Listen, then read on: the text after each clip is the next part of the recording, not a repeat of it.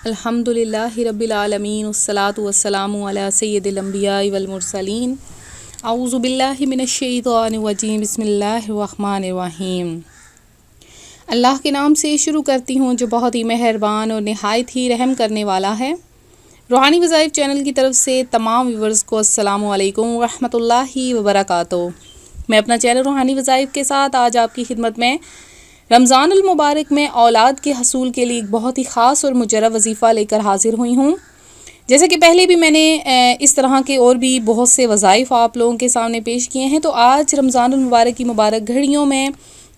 جو بے اولاد حضرات ہیں ان کے لیے یہ خصوصی وظیفہ ہے۔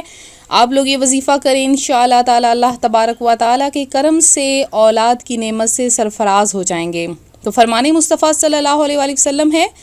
جو مجھ پر ایک بار درود پڑھتا ہے اللہ اس کے لیے ایک کی رات اجر لکھتا ہے اور ایک کی رات احد پہاڑ جتنا ہے۔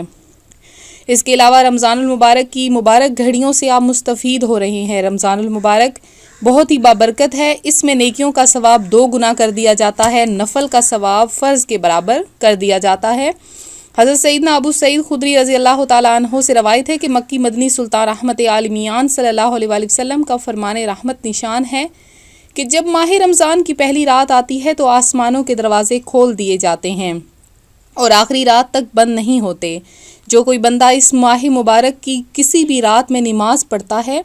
تو اللہ عز و جل اس کے ہر سجدے کے عوض یعنی بدلے میں اس کے لیے 1500 نیکیاں لکھتا ہے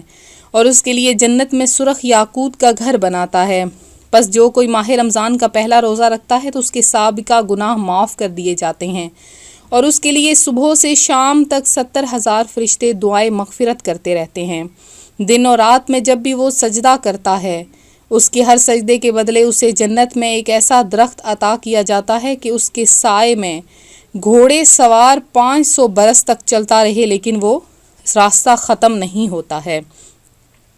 اس کے علاوہ جب رمضان المبارک کی پہلی رات آتی ہے تو اللہ عز و جل ان کی طرف نظر رحمت فرماتا ہے، اور جس کی طرف اللہ تعالیٰ نظر رحمت فرمائے اسے کبھی بھی عذاب نہ دے گا۔ شام کے وقت اس کے منہ کی بو جو بھوک کی وجہ سے ہوتی ہے اللہ تعالیٰ کے نزدیک مشک کی خوشبو سے بھی بہتر ہے۔ فرشتے ہر رات اور دن میں اس کے لیے مغفرت کی دعائیں کرتے رہتے ہیں اور اللہ تعالیٰ جنت کو حکم فرماتا ہے کہ میرے نیک بندوں کے لیے آراستہ ہو جا، عنقریب وہ دنیا کی مشقت سے میرے گھر اور کرم میں راحت پائیں گے۔ تو دیکھیں کس قدر فضیلتوں اور برکتوں والی یہ راتیں ہیں، کس قدر فضیلتوں اور برکتوں والی یہ گھڑیاں ہیں۔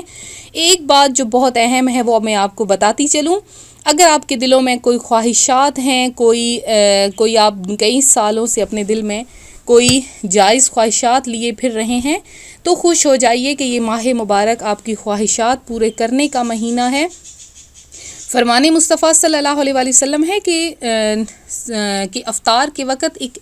ایسی دعا ہوتی ہے بندے کی جو کہ رد نہیں کی جاتی ہے۔ تو افطار کے وقت آپ لوگ افطار جب کر لیتے ہیں تو اس کے بعد آپ دعا مانگا کریں، افطاری سے پہلے نہیں، افطاری کے بعد آپ دعا مانگا کریں تو انشاءاللہ تعالی آپ کی ہر دعا ہر حاجت پوری ہو جائے گی۔ آج میں آپ کے لیے رمضان المبارک کی مبارک گھڑیوں میں اولاد کے حصول کے لیے جو وظیفہ لائی ہوں وہ بھی آپ نے افطاری سے چند منٹ پہلے کرنا ہے، تو اللہ تبارک و تعالیٰ کے کرم سے آپ صاحب اولاد ہو جائیں گے انشاءاللہ تعالیٰ۔ جیسے ہی یہ وظیفہ کریں گے عورتوں کی مردوں کی جو اندرونی بیماریاں ہیں وہ ختم ہونا شروع ہو جائیں گی، چاہے وہ کوئی بھی ہیں، ڈاکٹر نے لا علاج مرض بتا دیا ہے تب بھی آپ یہ وظیفہ کریں۔ وظیفہ کس طرح سے کرنا ہے کہ جب افطاری کا آپ سامان تیار کر لیں، آپ لوگ پاس بیٹھتے ہیں دعا کے لیے، تو آپ تھوڑی دیر پہلے دعا کے لیے وہاں پر بیٹھ جائیں افطاری کے کھانے کے اوپر،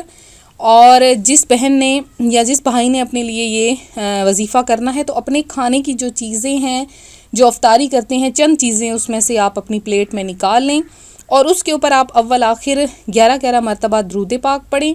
اور پڑھنے کے بعد آپ یا اللہ یا باریو یا مصور یا رحیم، یا اللہ یا باریو یا مصور یا رحیم، یہ آپ نے 313 مرتبہ پڑھنا ہے، اور پھر آخر میں 11 مرتبہ درود پاک پڑھنا ہے اور اس کے اوپر دم کر لینا ہے اپنے کھانے کی پلیٹ پر اور اسی میں سے کھانا ہے۔ یہ آپ نے لگاتار اس کو 11 دن کا یہ عمل ہے، 11 دن آپ نے یہ عمل کرتے رہنا ہے،